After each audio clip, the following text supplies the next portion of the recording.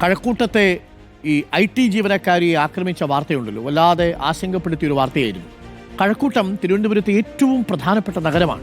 ആ നഗരത്തെ ഞെട്ടിച്ച സംഭവമാണ് കഴിഞ്ഞ ദിവസം ഉണ്ടായത്. IT ജീവനക്കാരിക്ക് നേരെയുണ്ടായ പീഡനത്തിന്റെ പശ്ചാത്തലത്തിൽ രാത്രിയിൽ കഴക്കൂട്ടം പരിസരം സ്ത്രീകൾക്ക് സുരക്ഷിതമാണോ എന്ന് ഞങ്ങളൊന്ന് പരിശോധിക്കുകയാണ്. കണ്ടുവരാം. 25 വയസ്സുള്ള ഒരു പെൺകുട്ടി തന്റെ നാട് വിട്ടവൾ മറ്റൊരു നഗരത്തിലേക്ക് വന്നത് ജോലിക്ക് വേണ്ടിയാണ്. അങ്ങനെ അന്നത്തെ ജോലി കഴിഞ്ഞ് അവൾ പുലർച്ചെ ഉറങ്ങുകയായിരുന്നു. ഉറങ്ങുന്ന സമയത്താണ് അവൾ താമസിക്കുന്ന ഹോസ്റ്റൽ മുറിയിലേക്ക് ഒരു അജ്ഞാതൻ കടന്നു വരുന്നത്. ആ അജ്ഞാതനിൽ നിന്ന് അവൾക്ക് നേരിടേണ്ടി വന്നത് സമാനതകളില്ലാത്ത ലൈംഗിക അതിക്രമം. ഇത് നടന്നത് മറ്റെവിടെയുമല്ല, തിരുവനന്തപുരത്ത് ഏറ്റവും കൂടുതൽ വികസനമുണ്ടെന്ന് അവകാശപ്പെടുന്ന കഴക്കൂട്ടത്ത്. നമുക്ക് പരിശോധിക്കാം കഴക്കൂട്ടത്തെ പല മേഖലകളും സ്ത്രീകൾക്ക് സുരക്ഷിതമാണോ എന്ന്. ഈ കത്താതെ നിൽക്കുന്ന സ്ട്രീറ്റ് ലൈറ്റ് ഉള്ളത് കഴക്കൂട്ടം ജംഗ്ഷനിലാണ്. ആ കഴക്കൂട്ടം ജംഗ്ഷനിൽ നിന്ന് ഏകദേശം 1 കിലോമീറ്റർ ദൂരത്തിൽ ഒരൊറ്റ സ്ട്രീറ്റ് ലൈറ്റ് പോലും കത്തുന്നില്ല. അതായത് ഒരു വെട്ടമോ വെളിച്ചമോ ഇല്ലാതെ കൂരിരുട്ട് മാത്രമാണ് ഇതുവഴി പോകുന്ന യാത്രക്കാർക്ക്, അത് കാൽനട യാത്രക്കാരാണെങ്കിലും വാഹനത്തിൽ പോകുന്നവരാണെങ്കിലും കൂട്ടായുള്ളത്.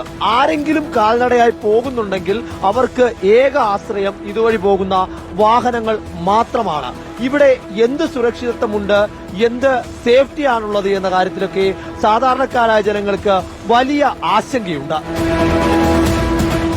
IT ജീവനക്കാരികളായ സ്ത്രീകൾ താമസിക്കുന്ന അപ്പാർട്ട്മെന്റുകളും ലേഡീസ് ഹോസ്റ്റലുകളും ഉള്ള ഒരു വഴിയിലാണ് ഞാൻ നിൽക്കുന്നത്. ഇവിടെയും പ്രധാനപ്പെട്ട പ്രശ്നം വെളിച്ചമില്ല എന്നുള്ളത് തന്നെയാണ്. ഇപ്പോൾ ഏറ്റവും അവസാനമായി കഴക്കൂട്ടത്ത് നിന്ന് വന്ന പീഡന വാർത്ത പെൺകുട്ടികളെ, പ്രത്യേകിച്ച് നൈറ്റ് ഷിഫ്റ്റ് ഒക്കെ എടുക്കുന്ന സ്ത്രീകളെ ചെറുതായിട്ടൊന്നുമല്ല ഭയപ്പെടുത്തിയിരിക്കുന്നത്. അതുകൊണ്ട് തന്നെ കൃത്യമായി തന്നെ ജോലി കഴിഞ്ഞു വരുമ്പോൾ അല്ലെങ്കിൽ ജോലിക്ക് പോകുമ്പോൾ സുരക്ഷിതത്വം ഉറപ്പാക്കണം. അതിന്റെ ചുമതല ആരാണെങ്കിലും അത് ഏറ്റെടുക്കണമെന്ന ആവശ്യമാണ് അവർ മുന്നോട്ട് വെക്കുന്നത്. ഒരു പെൺകുട്ടിയുടെ റൂമിൽ കയറി ഇതുപോലുള്ളൊരു കാര്യം ചെയ്യാന്ന് പറയുമ്പം ഭയങ്കര ഡിസപ്പോയിന്റിംഗ് ആണ്.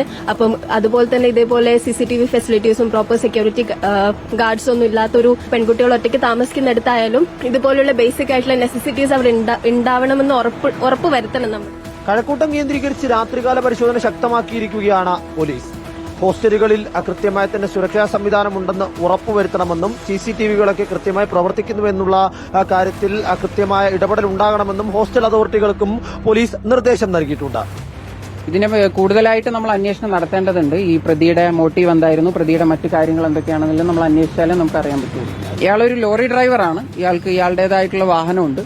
അപ്പൊ അത് ഓടിച്ചിട്ടാണ് അയാള് മറ്റ് ഈ ഗുഡ്സ് എല്ലാം കൊണ്ടുപോകുന്ന ഒരു ലോറി ഡ്രൈവറാണ്. അതിന്റെ ഭാഗമായിട്ടാണ് അയാൾ ഈ ഭാഗത്തേക്ക് വന്നിട്ടുള്ളത്. തിരുവനന്തപുരത്തിന്റെ നൈറ്റ് ലൈഫ് കേന്ദ്രമെന്ന കഴക്കൂട്ടം അറിയപ്പെടുമ്പോഴും സർക്കാർ തന്നെ രാത്രി ജീവിതത്തെ പ്രോത്സാഹിപ്പിക്കാനുള്ള ഇടപെടലുകൾ നടത്തുമ്പോഴും ഇത്തരം സംഭവങ്ങൾ സ്ത്രീകളടക്കമുള്ള ജനങ്ങൾക്ക് വലിയ ആശങ്കയാണ് ഉണ്ടാക്കുന്നത്. ആ ആശങ്ക പരിഹരിക്കപ്പെടേണ്ടതുണ്ട്. വീഡിയോ ജേർണലിസ്റ്റ് റീജു നാഗപ്പനോടൊപ്പം റിപ്പോർട്ടർ ഗോപാൽ ശ്രീനാസനൽ, ഇൻ റിപ്പോർട്ടർ, തിരുവനന്തപുരം. ഓക്കെ, പ്രിയപ്പെട്ട പ്രേക്ഷകരെ, കഴക്കൂട്ടം പോലെയുള്ളൊരു ഡിജിറ്റൽ മെട്രോ നഗരത്തിന്റെ ഇത്രയും പോര വെളിച്ചം, ഇത്രയും പോര സൗകര്യങ്ങൾ, അവിടെ പണിയെടുക്കുന്ന IT ജീവനക്കാർക്ക് കുറച്ചുകൂടി സുരക്ഷിതത്വം കൊടുക്കാൻ എല്ലാവരും തയ്യാറാവണം. അത് കഴക്കൂട്ടത്തെ ജനപ്രതിനിധിയാണെങ്കിലും ഉദ്യോഗസ്ഥരാണെങ്കിലും സർക്കാർ സംവിധാനമാണെങ്കിലും മുൻകൈ എടുക്കുകയും വേണം. ഇരുളിൽ ആ നഗരം പെട്ടുപോകുന്ന ഒരു അവസ്ഥ ഉണ്ടാവരുത്. എല്ലായിടങ്ങളിലും വെളിച്ചമുണ്ടാവുക, കൂടുതൽ പെട്രോളിങ്ങിന് പോലീസിനെ വിന്യസിക്കുക, അതേപോലെ ഹോം സ്റ്റേകൾക്കെല്ലാം പ്രത്യേക നിബന്ധനയും സെക്യൂരിറ്റിയും ഒക്കെ ഏർപ്പെടുത്താനുള്ള സൗകര്യങ്ങൾ ഉണ്ടാവുക. ഇങ്ങനെ ഒരാൾ പെട്ടെന്ന് അർദ്ധരാത്രിയിൽ കയറി ഒരു പെൺകുട്ടിയെ ആക്രമിച്ച് കടന്നു പോകാൻ പറ്റുന്ന അരക്ഷിതാവസ്ഥ നമ്മളെ ഭയപ്പെടുത്തുന്നുണ്ട് എന്നുള്ളത് തന്നെയാണ് ഈ ദൃശ്യങ്ങളിൽ നിന്ന് മനസ്സിലാവുന്നത്. ഡാർക്ക് സ്പോട്ടുകൾ ഏറെയുണ്ട്, സർക്കാരിന്റെ ശ്രദ്ധയിലേക്ക് പെടുത്തുന്നു.